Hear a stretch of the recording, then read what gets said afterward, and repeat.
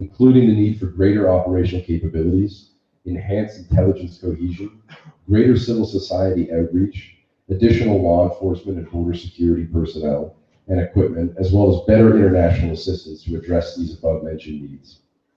For international organizations such as NATO and the EU, if they ignore the security gaps of Southeastern Europe, it would really invite disaster across the rest of Europe, especially since many of these foreign fighters, like I said, they remain international in scope, and they're drawn to go to wherever the battle is, while harboring the ultimate goal of inciting a similar rebellions in their own countries.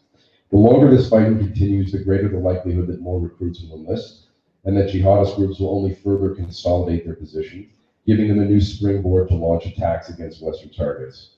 And it's important to note, like I said, in the long term, no international jihadist group ever remains local in their operations. As countries in Southeastern Europe continue to work towards Euro-Atlantic integration and NATO membership, their goals will be significantly advanced by furthering cooperation with each other and the international community to address this common threat, with an increase in Western engagement, provision and oversight of operational and financial support to local and regional authorities, construction of joint counterterrorism campaigns, continued support and encouragement towards moderate Muslims challenging this radical Islamism and their ideologies, and the establishment of multinational task forces with sufficient legal authority to counter terrorist activity, major progress can be made. And if and when these measures are taken, countries in the Balkans can make significant gains in addressing what I consider to be a security deficit, consolidating their political progress and moving closer towards reconciliation and coexistence. And this will result in more than Euro-Atlantic integration or NATO membership. It will result in Southeastern Europe turning the tide from what can be considered as an importer of security to an exporter and contributor of security to the international community. Thank you. Thank you very much. Next ambassador, if happy to. Yeah.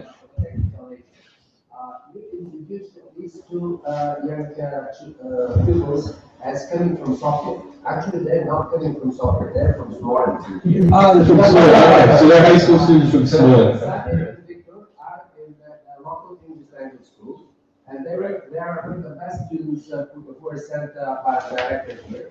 And there is something very important to know. Among the 30 regions of Bulgaria, Smolens is #1 in high school education.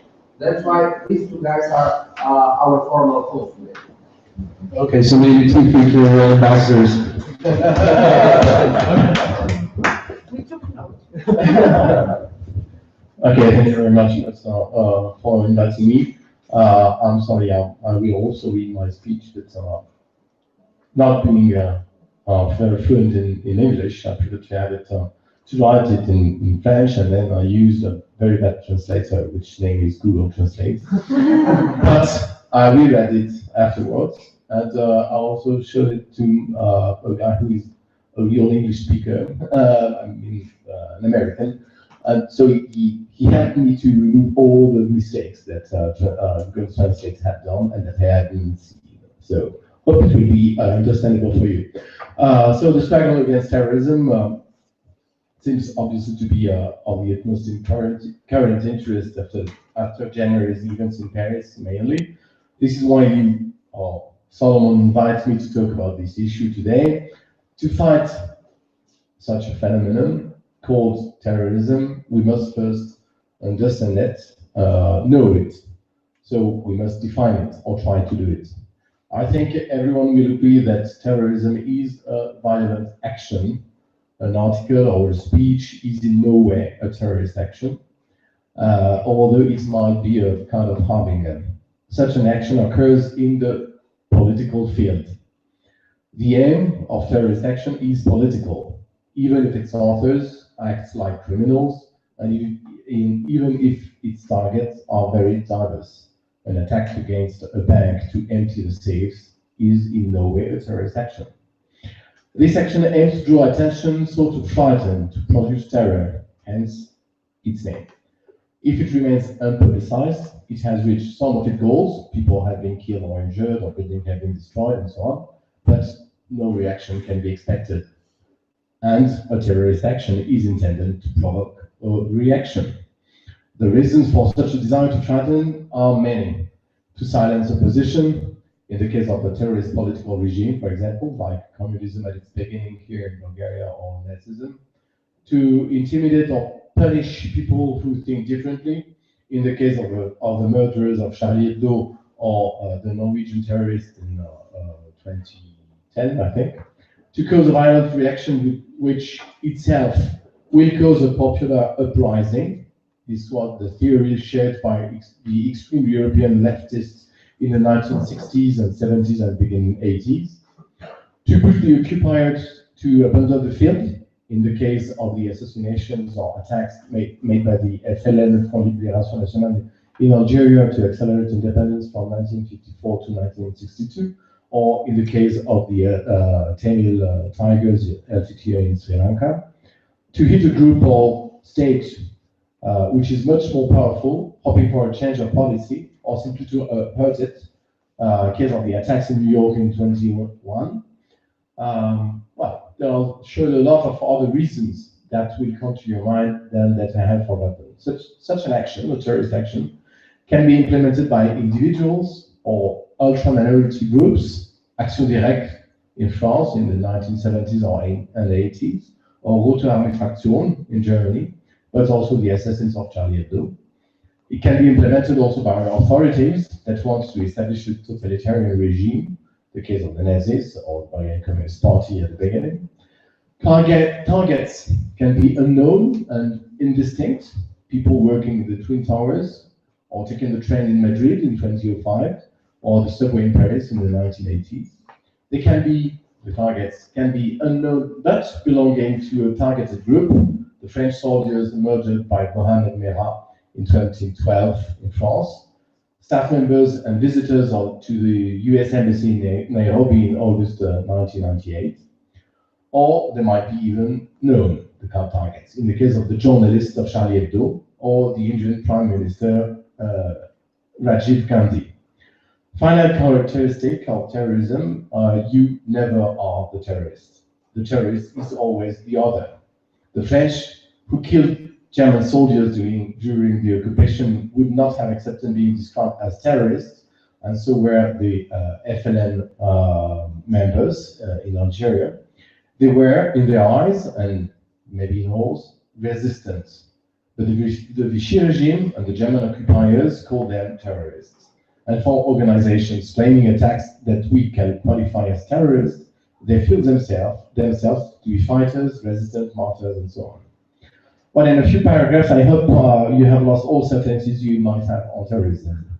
And yet, I do feel that anything I have said takes into account Daesh, a so-called state which extends itself using terrorism to recruit fighters as much as to silence its opponents.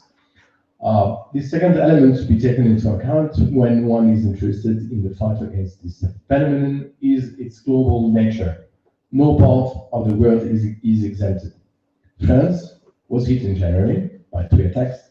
Since or before these events, others have occurred as well in Copenhagen, Tunis, Kenya, Nigeria, Pakistan, and so on. And Bulgaria also was hit in 2012 with the Burgas attack that caused 6 deaths. Terrorism is therefore not specific to certain countries nor cultures. It is not also a new phenomenon. France, my country, so has known it for a long time. One of our presidents was assassinated by anarchist terrorists in 1894. A French foreign minister also died in the attack that killed the King of Serbia, visiting Marseille in 1934. In the 70s and 80s, I also already noticed, my country experienced the attack by PLO, Palestine Liberation Organization, the Armenian Secret Army for Liberation of Armenia, Action Directe, already said, and later in the years 1985 and beginning of the 90s, attacks in connection with the events in Algeria at the time. So the diversity of terrorist methods, ways of actions, places, and political context necessarily implies a diversity of causalities and consequently a wide range of responses to it, whether preventive or repressive. So we shouldn't speak of the struggle against the terrorism, but we should speak of policies against the terrorist actions. For all possible actions against terrorist actions are not covered by the world's struggle. What was the reaction of my country in January? That we should not be intimidated. Numerous French citizens stood up to assert their refusal to undergo violence and terror. We were all Charlie because we wanted to show that we were not afraid and that we would remain we wanted to remain what we are, a free people. On January 11th, France has proven to be united with the support of 50 leaders, among them the Prime Minister of Bulgaria, for example, Mr. Borisov. I myself I have seen in Sofia how this solidarity was deep and important. In general, my country acts against terrorist phenomena at 3 levels with the help and support of its allies: prevention, police and judicial procedures, and military action. Military action is a modality which is obviously appropriate only for combating a terrorist state that doesn't only terrorize its population, but that exports this method of action. It is the case of Afghanistan from the 1990s to 2001, letting Al-Qaeda act on its soil. It's also the case in Somalia, a kind of stateless country, if I may use this oxymoron, for nearly 30 years. This is even more true with Daesh, which wants to be a state, and in fact, reach together the attributes that lawyers generally use to define a state, what is constituting a state, e.g., a government, a territory, and a population. Although nobody recognized Daesh as a state. However, a war against terrorism or against terror, as that's declared by President George W. Bush in 2001 or a bit later, doesn't easily make sense. War is a fight between soldiers, armies, and countries. War isn't appropriate against a particular mode of action, and terror is what you feel because of terrorist actions. So if you want to make war on terror, what's your real target? Your feelings, the terror that you are feeling, or, well, I think it was just a slogan. To be efficient, our response must be comprehensive and not limited to military action. Prevention aims to prevent the act in preparation, but also aims to ensure that potential terrorists give up wanting to perpetrate such actions. In the present situation, at the national level, preventing action focuses in France on the fight against religious radicalization. The French Ministry of the Interior has established an action plan against radicalization. A bit late, because other European states have already done it before, but, well, still. One measure of this plan is the creation of a reporting platform so that families of potential terrorists can report suspicious behavior or any alarming changes of one of their relatives. Monitoring systems and system for reintegrating radicalized people will be strengthened also by using the financial means of the fund for crime prevention, which is a special budget of the Ministry of the Interior. So it has enlarged the scope of the activities of this fund for crime prevention. In the police field, a special cell was created, the UCLAT, Unité Centrale de Lutte Antiterroriste, the coordinating unit for combating terrorism, created in 1984, which brings together police and gendarmerie, because we have 2 polices in France, police and gendarmerie units for exchanging information and common actions. Regarding judicial and criminal matters, France has created a specific office in the 1980s, which is criminal association related to terrorist undertaking. People may be arrested and convicted even if no terrorist act was committed. The mere will to perpetrate it or to instigate the preparation of a terrorist act is enough. Internationally, the United Nations General Assembly adopted 13 conventions against various types of terrorism, e.g. hijacking of ships or nuclear materials, and funding.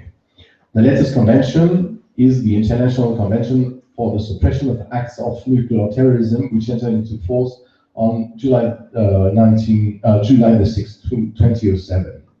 The UN Security Council adopted a number of resolutions on this issue also. For example, in 1999, 2 resolutions freezing the assets of the Afghan Taliban and Bin Laden. Resolution 1373 in 2001 took over the aforementioned conventions and created a committee against terrorism to assist states to implement in their domestic law anti-terrorism measures.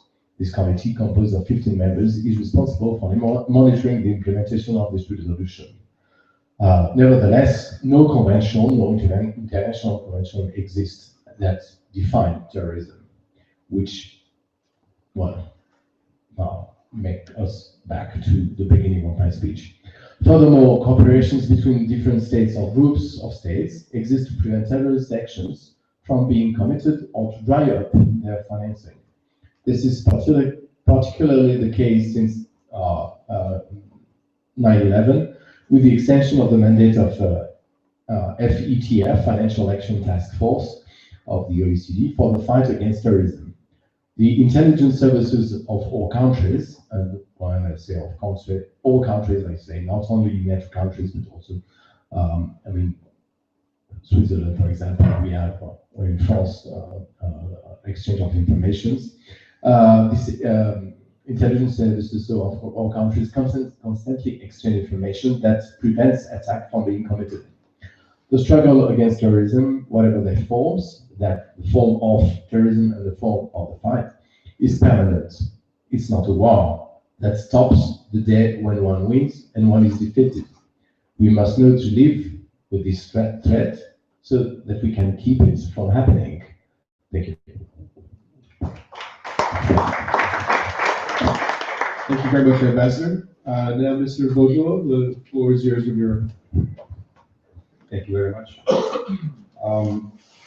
I'd like just to share with you some ideas which could be used during the discussion, because we all know a lot about terrorism, unfortunately. And our excellent speakers already said a lot of about the basic of the terrorism and the measures how to fight terrorist attack. As the French ambassador said, the terrorism is not a new phenomenon. We all know the New Left movements in 1970s. We all know the post-colonial terrorism movements. We all know the anarchist movements in 80s and 90s. And what is important for me, that now we are entering in a new phase of the terrorism, and it's religious-based terrorism. And to me, there are 2 main characteristics of this phenomenon. First of all, this contemporary terrorism is global, and the second, it's much more violent. Global is because of 2 main factors. First of all, we have a globalization of the world, and of course, we have new means of transportation, of delivery of goods and people. And secondly, because there is a very large base for this religious motivated terrorism. There are about 1.6 billion Muslims in the world. But don't understand me wrong, please. I'm not saying that the Islam per se is a terrorist ideology, not at all. What we see is that the contemporary current terrorism is based on radical religious Islamist movements and organizations. Of course, if you compare, as Madam Ambassador said, what has been done in Norway with by Breivik, it simply killed more than 70 innocent children. It is the same violence as all types of terrorism. So we have to fight all this, the movements and radical ideologies.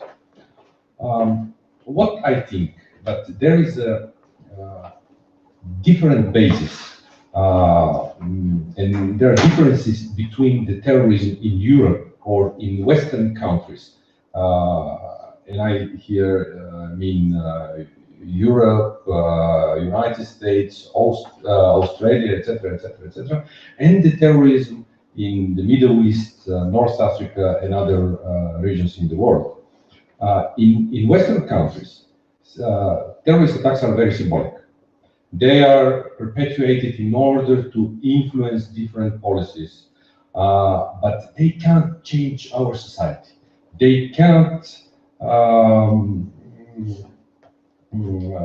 change our institutions or the way of life. Contrary to this, the terrorism in regions like Middle East, and I particularly mean Syria, Iraq, and in other countries, the terrorists in these countries aim at replacing the states, the existing states. That's why they want to establish their own vision, their own rules, their own institutions. And this is actually visible very much in Iraq. And we see what Islamic State, so-called Islamic State or Daesh, is trying to do right now. This organization is imposing all features of the state. They are collecting taxes. They are trying to provide different services to people, etc., etc., etc. This is about the global characteristic of the current state of terrorism. The second characteristic is its violence, and I will give you just few examples. In 2013, there were 10,000 terrorist attacks worldwide, and it is 44% increase from the previous 2012 year. Unfortunately, we still don't have the data for the previous year, 2014, but what we expect that the number of terrorist attacks and the number of people died in this terrorist attack will be even higher. In 2013, there were 18,000 people died in terrorist attacks, which is 61% increase from the previous year. And most of these victims are in 5 countries. It's Iraq, Syria, Afghanistan, Pakistan, and Nigeria. 82% of all killed people in terrorist attacks are only in these 5 countries. Just to give you an idea, 60 countries reported in 2013 to be affected or to have a terrorist attacks on their own territories. And who are the most violent terrorist groups? It's the first Islamic State. Again, it's data for 2013. It's Islamic State, Al-Qaeda, Boko Haram, and Taliban. And the Taliban is reported to be the most violent terrorist group, if we accept to call Taliban's terrorist group. What is common for these groups? They are all religious motivated, and they are all based on the ideas of the Wahhabi Islam. And what we can see, some of these terrorist groups, they give fatwa, or they pledged their subordination to the Islamic State, which means that we see kind of consolidation of the Islamic terrorist moves. And it actually poses the biggest for us question, how to combat these extremist groups. And what actually Madam Ambassador mentioned, just a couple of weeks ago, we had a big international conference in Bulgaria organized by Sofia Security Forum. And the main idea, I think, was that the moderate Islam, the moderate ideology can contribute mainly to the fight against this radical Islam. Let me just briefly mention what are, according to me, the three main factors which globally cause the terrorism. First, it's very high social hostilities between different ethnic, religious, and linguistic groups. The second reason or basis is the presence of state-sponsored violence, and I'll come a little bit later to that point. And of course, we have very high level of overall violence, which originate from unresolved conflicts, and we have a lot of such conflicts in the world. It was mentioned by the French ambassador already that the way to fight terrorism means good coordination, understanding, of course, of the root causes of this phenomenon, and very, very good cooperation between countries.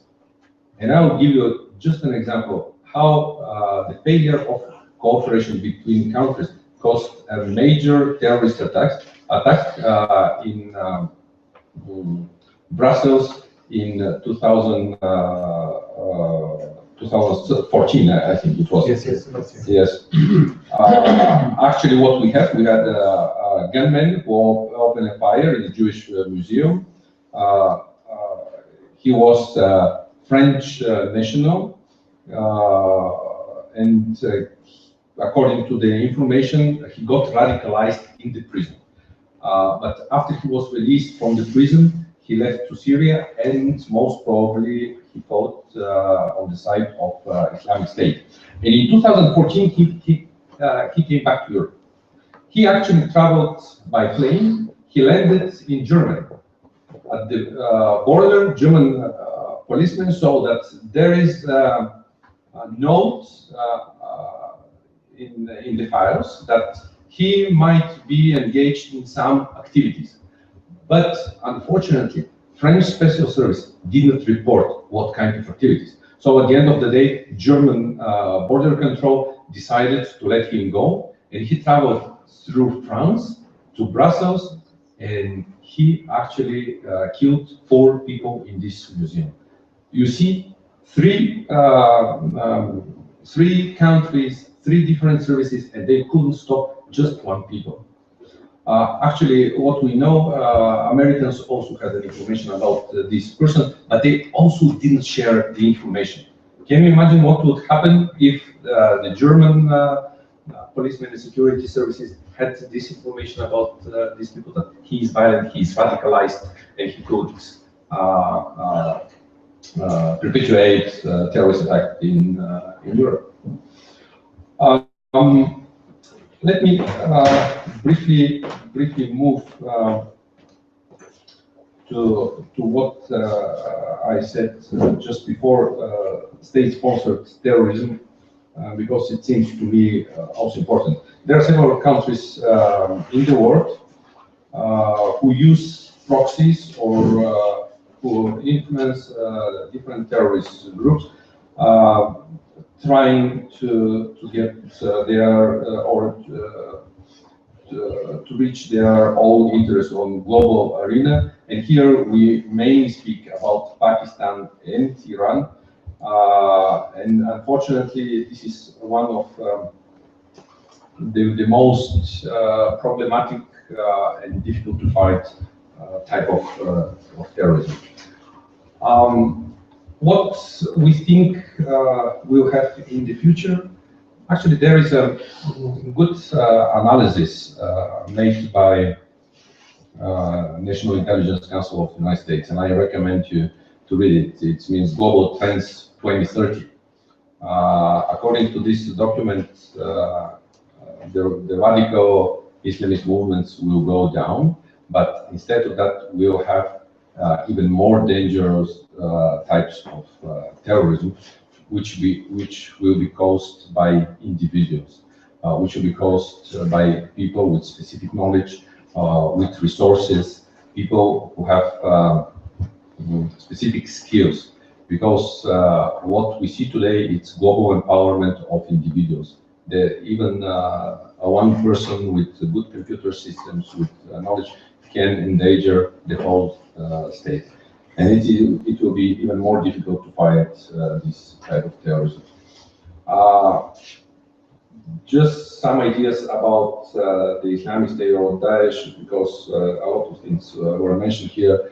What is important to me here to have in mind when we speak about this type of terrorism? First, it is very dangerous because Daesh tries to present itself as a new caliphate, which triggers and which actually radicalize more and more people worldwide. We have until now at about 20,000 foreign fighters in Iraq and Syria. 3,000 to 5,000 people are coming from European countries.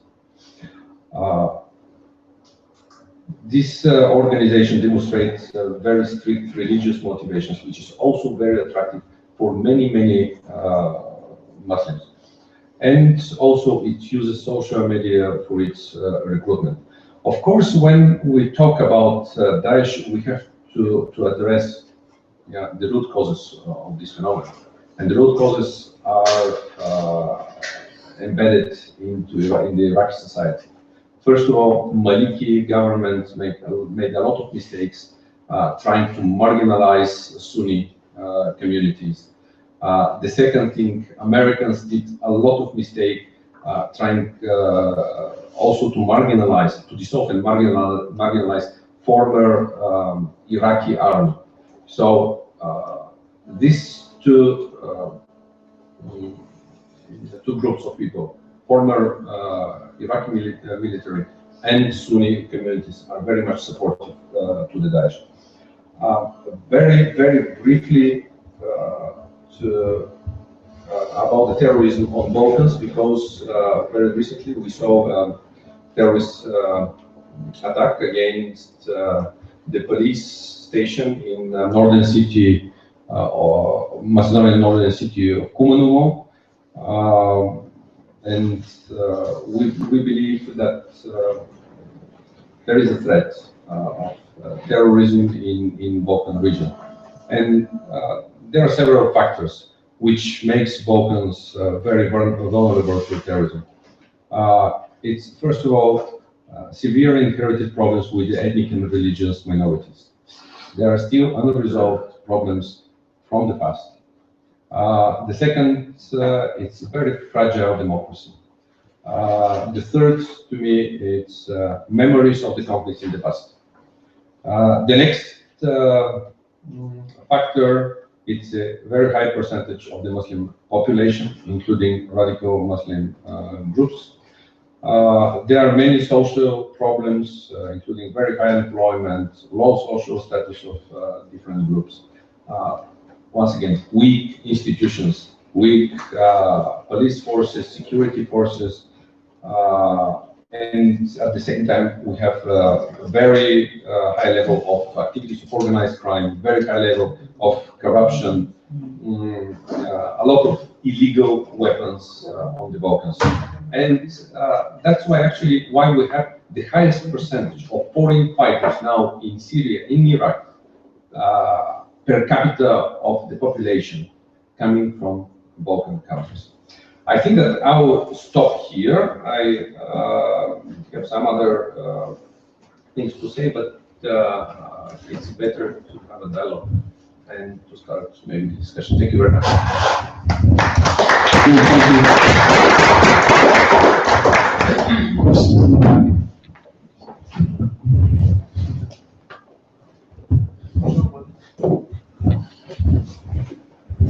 Thank you all for your presentation.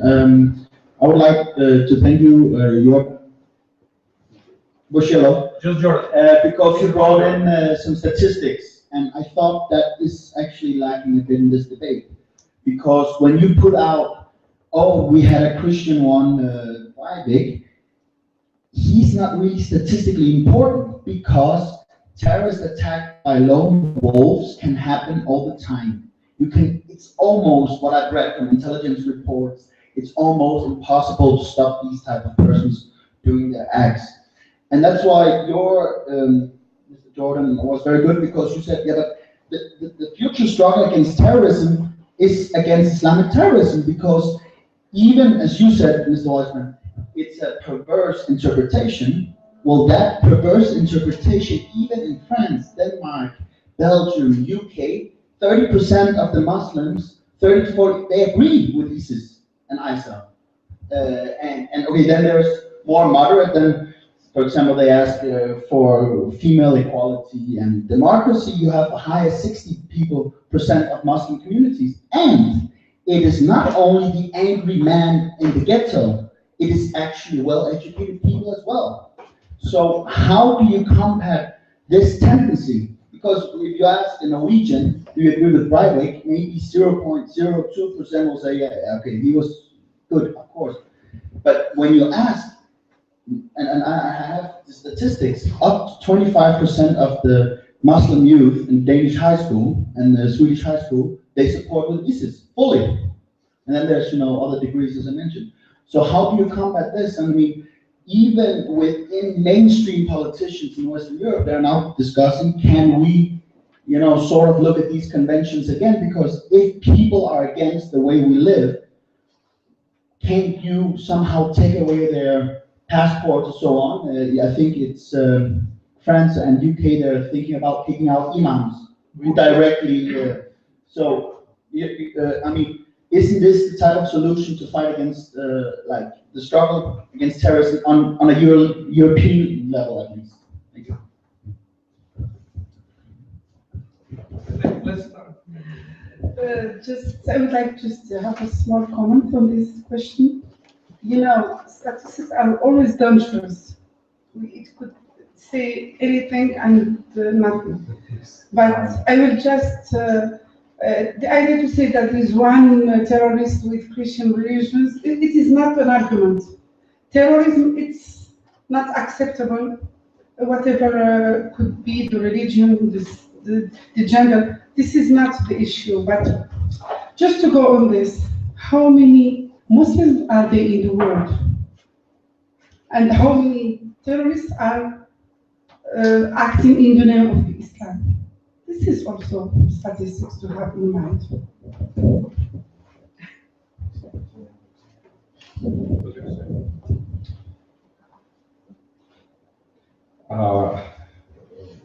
My head is full of statistics and different figures. I'm trying not to give you just to illustrate what I said, and after that to come back to your question about how to fight this trend. You know how many terrorist organizations are now in the list of U.S. Department of State? Somebody know? It's about 60. No, each of them are Muslim radicals. They are different. But as I said, why these figures, which I gave, are important? This shows a trend, and we have to find how to fight this trend. And actually, that's why your question is very relevant. But let me tell that about 61% of all French young people, which are they are perceived to fight now in Islamic State because it's difficult, to say that it's 100% proved. 61% of young French people, they are not Islamists. They are not Muslims. Most of them even come from Christian families. And comes the question: why? Why these young people go and fight within the Islamic State? I would say that we have a lot of problems in Europe, which causes the phenomena of foreign fighters and individuals doing terrorist activities, engaged in terrorist activities in Europe. First of all, we have to think about the integration model in Europe. To me, this integration model doesn't function very well, if at all. There are a lot of foreign communities in Europe which are not integrated. They even don't speak the local language. Their children don't go to the schools. They don't have good job. They are separated from the society. Of course, they can't find good job, and of course, they are underrepresented in political life. The second thing, what's important to me, people, especially young people in Europe, they are looking to a different social realization. They feel themselves, they understand themselves neglected, and it also creates a lot of problems. And of course, the current terrorist group, they have extremely good campaigns using social media. 91% of young people who went to Islamic states are approached through internet, by their own Facebook, Twitter, or whatever. We have to think about it. Thank you.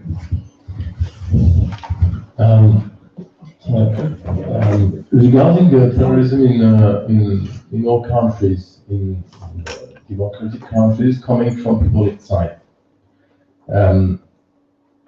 I think, well, it's not a new phenomenon, I will explain so. I think the main reason of it, whatever the number of people who are and where they come from, the main reason of it, I think, is the political regime. We are living in a political regime which name is democracy. But democracy is not only a political way of sharing the power and so on. It's also a kind of commitment, a promise. In democracies, everybody, as a person, has a right of being free and has a right of being an integrated citizen, a member of the community. But as any political regime, which is a human creation, it's imperfect. So there is this lack of perfection that makes a kind of feeling that people think this regime is a lie, a pure lie, and that this regime has to be destroyed because whatever its promise is to everybody, for everybody to be free and so on, it hasn't reach its target, its aim. That's exactly what happened with the Action Direct, the extreme left groups in France or in Italy and Germany and so on. But it's also the case with the new terrorist actions. There is a huge disappointment on democracy, and I think that there will ever be people who will hate democracy, not as a theory or as a promise, but as a fact. And in fact, the difference between the fact and the democracy as a promise is so huge that people think that the only way to fill the gap is to destroy it. By the way, it was exactly what the communists did. I wanted to just make two brief points. One, in the sense that I don't think the numbers will tell you the whole story. I mean, I think that recently, I don't have the numbers in front of me, but over 100 imams came out, signing a document denouncing the Islamic State, providing a document that says this is not only a wrong interpretation, but this is the right way to interpret it. So there is, in fact, a lot of numbers that you could cite. I mean, definitely, without question, the overwhelming majority of their victims are Muslims. On any given day, the Islamic State or Al-Qaeda will kill far more Muslims than they will anybody else. So there is, of course, numbers to counter it, even though I understand what you're saying. But I think the answer really lies in engaging with the civil society. Taking, for example, the Charlie Hebdo attacks, there was a good quote that said they tried to bring France to its knees, and as a result, Europe rose to its feet. And Je suis Charlie was the most tweeted hashtag in history.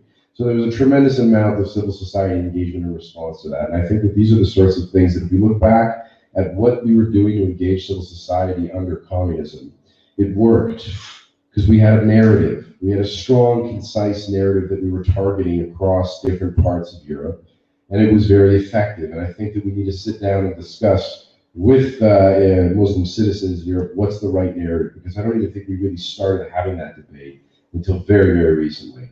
So that's what I think is civil society engagement is really the only way to try and address what we see as homegrown radicalization. And you're definitely right that lone wolf attacks, those are the hardest kinds of things to thwart and prevent. They're the hardest to predict, they're the hardest to stop without enough telecommunications, online chatter, these sorts of things that you can generally grab the intelligence from.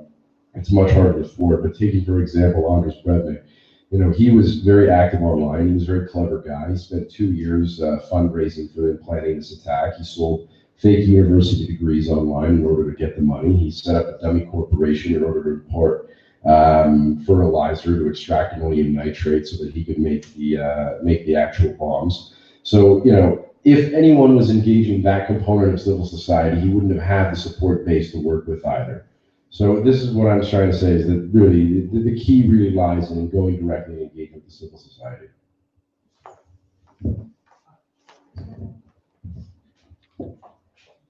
I'm not going to make a statement or ask a question, but with your permission, I'll give you an advice. I would very strongly recommend to you to read a book. This is a book which is written by a British professor, famous British professor. His name is Richard Dawkins. And the title of the book is The God Delusion. In this book, you can find very, very interesting facts. One of them is which is the most discriminated minority in the United States. Can you guess which is the most discriminated minority in the United States? This is the minority of the atheists. This was a striking example for me. And the other thing which you can find in this is that big book, the highest number of socially tolerated criminal acts are those in the name of religion. So the society has a huge tolerance to criminalities which are executed in the name of religion. So these are very, very interesting basics, and this guy really knows this business a lot. So that means that society tolerates more criminal acts when there are no rational arguments for these acts. Sure. Interesting. There's a question for that. Thank you. Good afternoon. My name is Evelyn Mărășuiu and I'm Romanian. I would like to come back to the discussion concerning the definition of the terrorism, and I have 2 points here. The first one is, to my knowledge, there are 2 main difficulties in reaching a consensus on the definition, and those are the inclusion of state terrorism and the freedom fighters. I would kindly ask you to express your points of view on these 2 difficulties. And the second question. His Excellency, the French ambassador, has pointed out that there are 3 stages in fighting terrorism. I would like to ask you, to what extent do you consider that the lack of a definition on terrorism affects the second stage with regards to police and judicial enforcement? In this regard, I would also like to mention that the Rome Statute of the ICC has on its crimes list terrorism, but it's not enforceable because there are no elements of crimes, and that recently the Dutch foreign minister and the Romanian foreign ministers have suggested that there should be another international tribunal for terrorism. And I'd also like to have your views on that. Thank you. Okay, who would like to answer the first question, or would the French ambassador like to answer the second? Okay. First, there is no definition of terrorism as a whole, because there is nothing that is terrorism as a whole. There are different kinds of terrorist actions or acts or activities.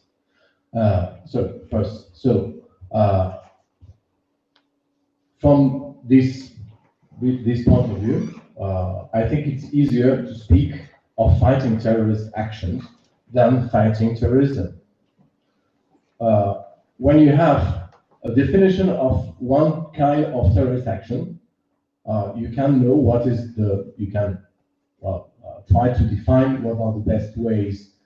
First, what are the reasons why these kind of people are acting for such with such behavior and for what reason, and then you can fight these kind such the kind of action and try to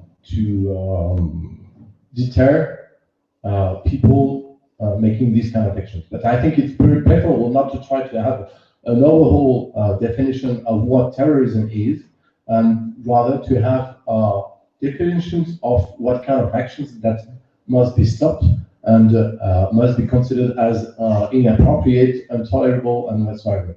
Do you call them terrorists or not? I think it's not really the main issue. The main issue is to stop them and to deter people doing that.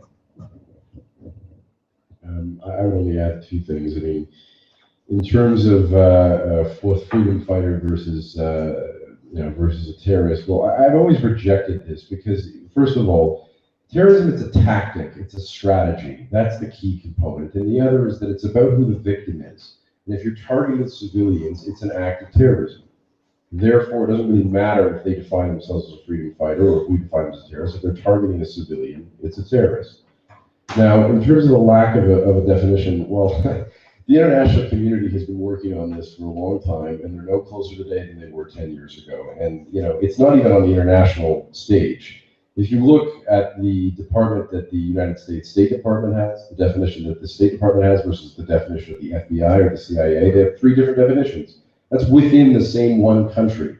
So forget about getting, 194 members of the United Nations to sign one definition. It'll never happen. But if you want to see the debate, you can look at how, the African Union, the Arab League, the EU, the UN, all these regional entities all have different definitions. So this is, a minefield any way that you look at it. But with the lack of a definition, well, it challenges the ability to build any kind of coalition. It prevents, I would say, effective prosecution at home. It prevents extraditing any kind of terrorist to face trial abroad.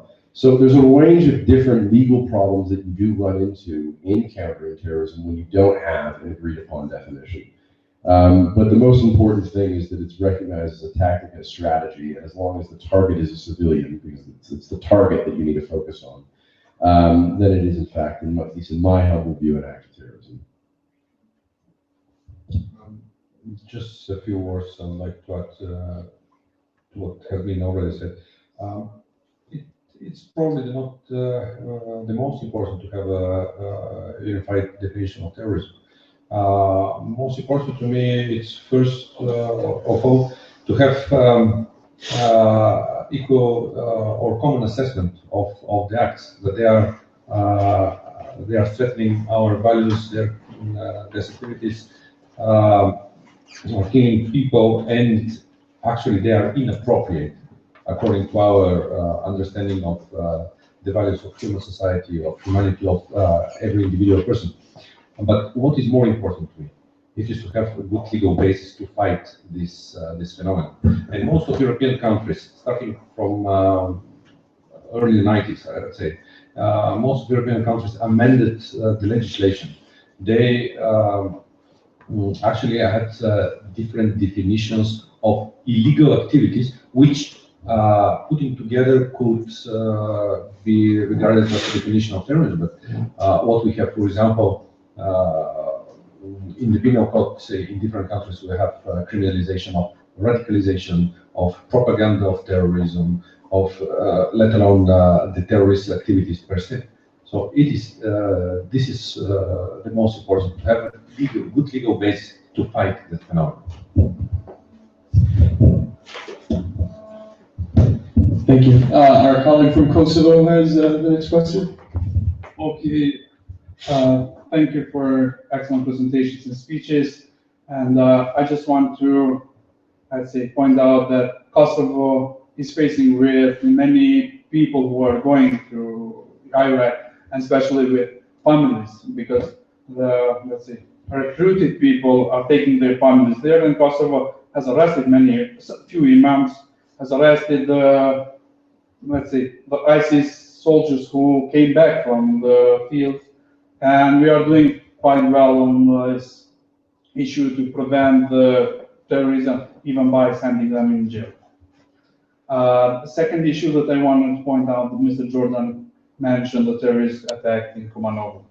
For me, as a, let's say, as a beginner on a security issue, I believe that it need to be a division between criminal acts and terrorism. Because in Kumanovo, it was not a terrorist attack according to the books that I have read, because they haven't attacked police, but police attacked them. Then question mark, it was paid, according to former two generals of Macedonia, one from special police, another one from second corpus of army. He said that the government paid them to come and attack their own police, and the issue is what kind of terrorist attack and who has initiated. Is it this a criminal act, let's say, which has been done by both sides, by armed group from Kosovo and Gruevski regime? Both of them, they are part of one scenario. I want to add something.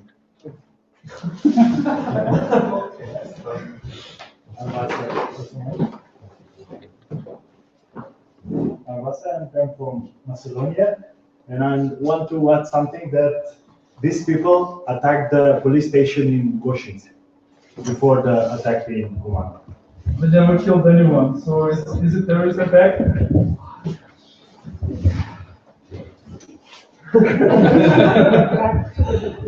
No, once again, I don't want to go into dispute about the definition. In any case, it was illegal activity. Illegal activity made by armed group. There are a lot of speculations whether this group was inspired by the political crisis in Macedonia at that time, you know, the problems of the current government, whether it was triggered by some other people. Even there is speculation that it was attempt, you know, not to give the Macedonian society address the issue of the corruption and lack of democracy in Macedonia and the problems of the government. In any case, this is criminal activities. Whether you call it terrorism or not, it should be properly punished. I agree with this. So you see, I think it's better not to use the word terrorism. I think it doesn't help knowing exactly what happened.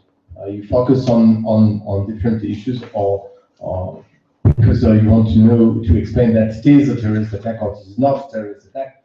It's just better to know exactly what happened, and then to explain what happened and how it happened and why it happened, and how then you have to repress it or tear it or whatever.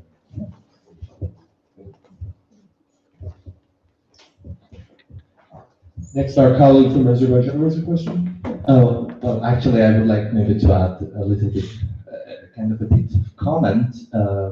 First of all, I really appreciate, Madam Ambassador, your basically statements about double standards, stigmatization, and basically, in my opinion, misuse of religion to approve or to justify ignorance from outside. So basically, and now just hearing some comments also from colleagues here, I just recall one story this morning. I read a short story, article. It was an Azerbaijani, but still it was about the Islamic State.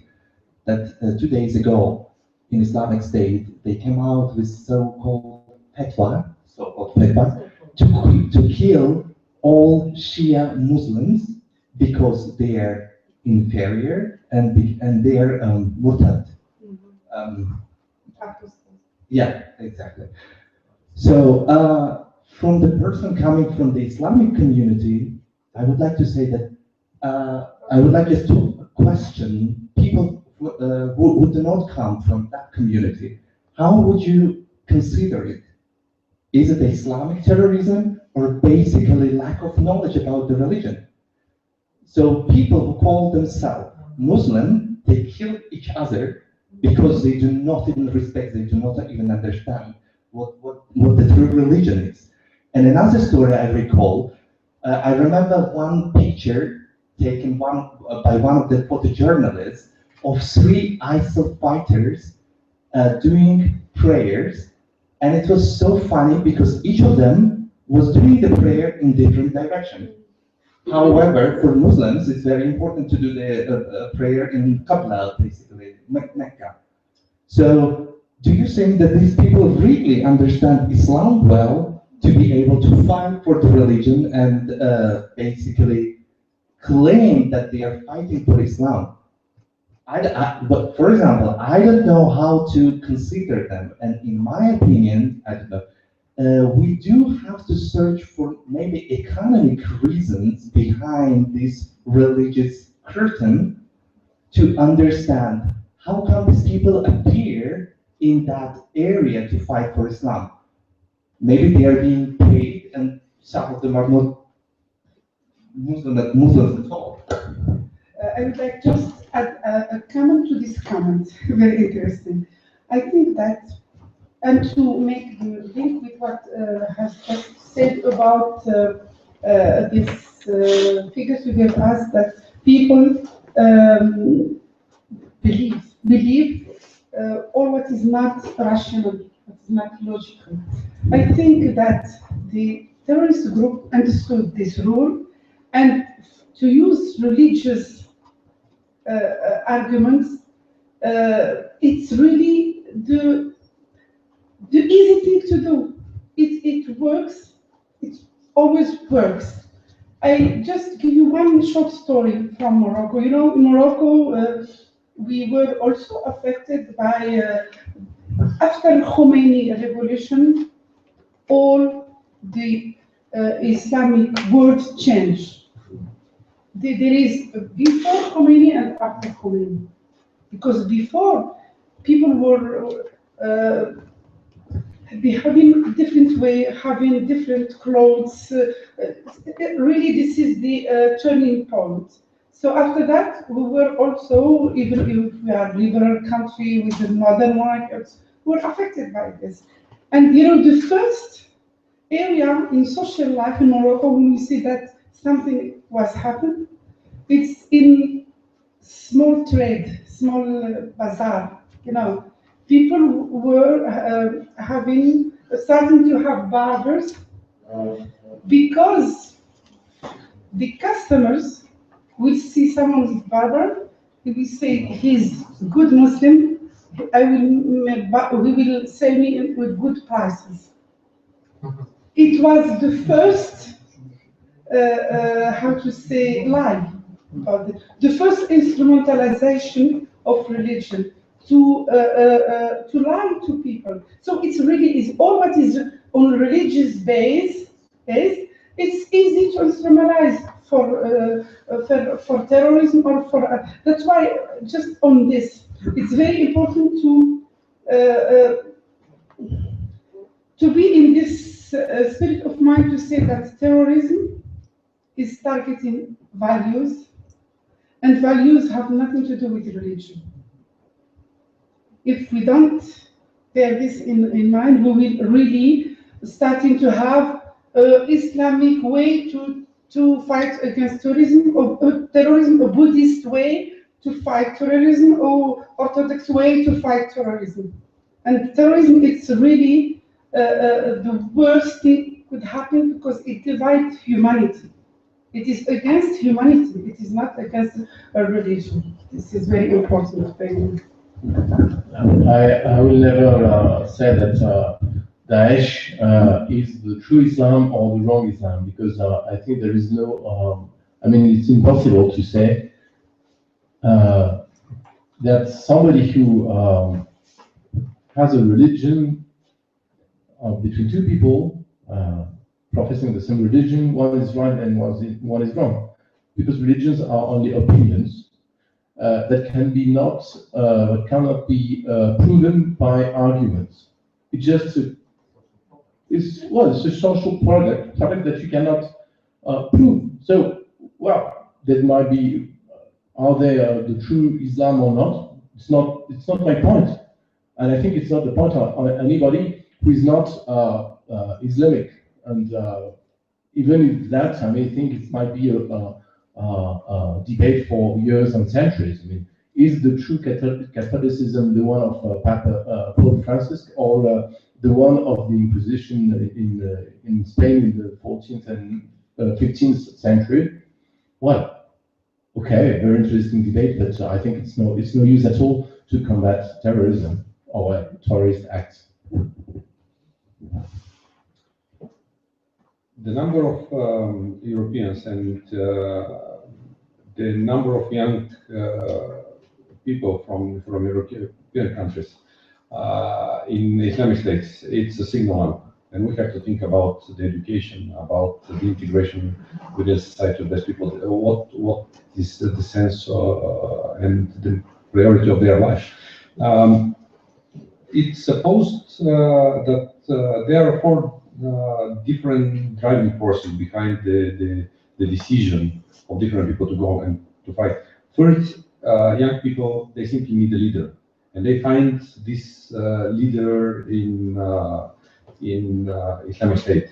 The second reason is that people, they don't feel the sense of the life. They need something real. They need to be engaged in some activities, and they feel that this participation in Islamic State gives them this possibility.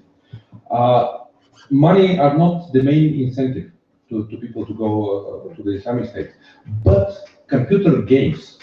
And I was in Doha last year, at the end of last year, and at the big international conference, we discussed the role of computer games.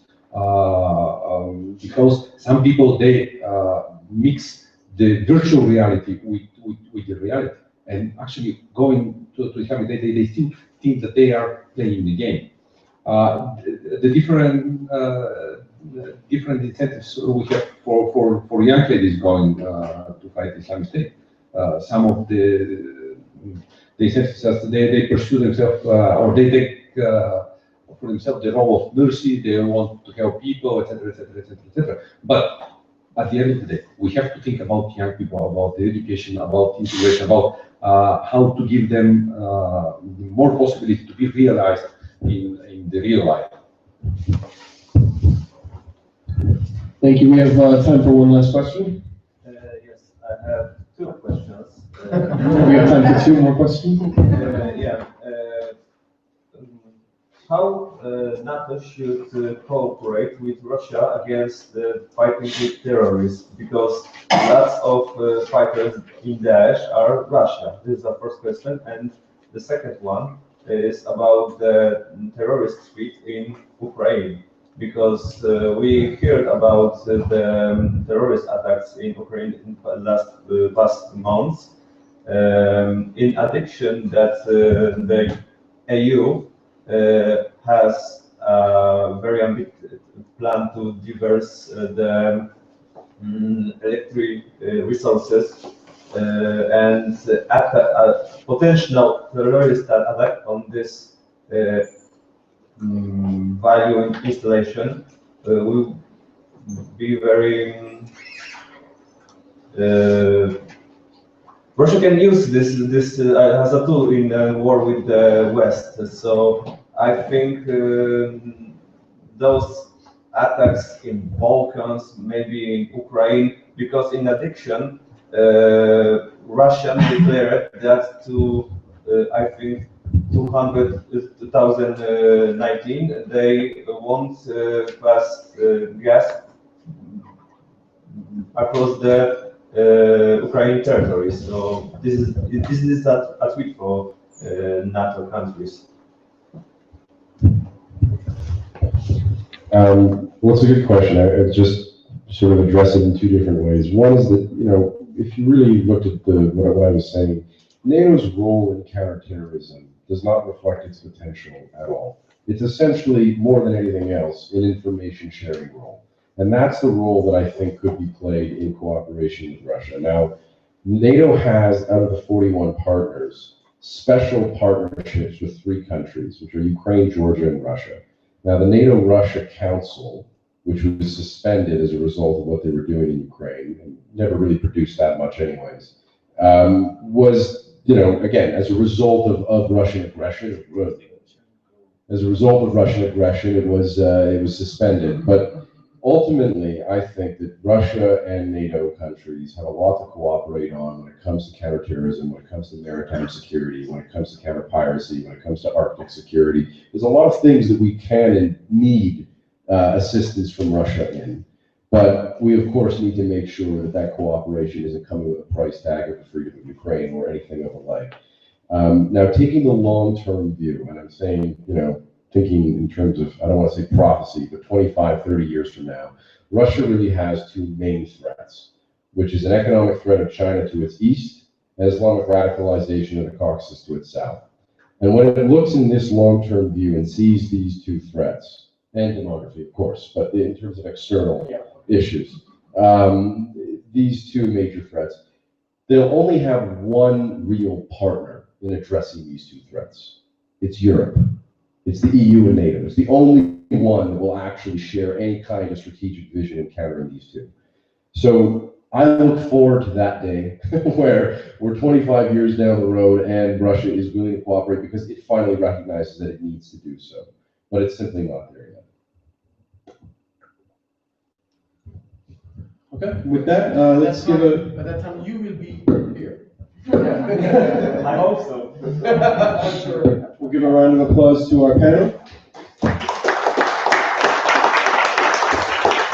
And just one more announcement. So for everyone who's giving a country presentation tonight, it's going to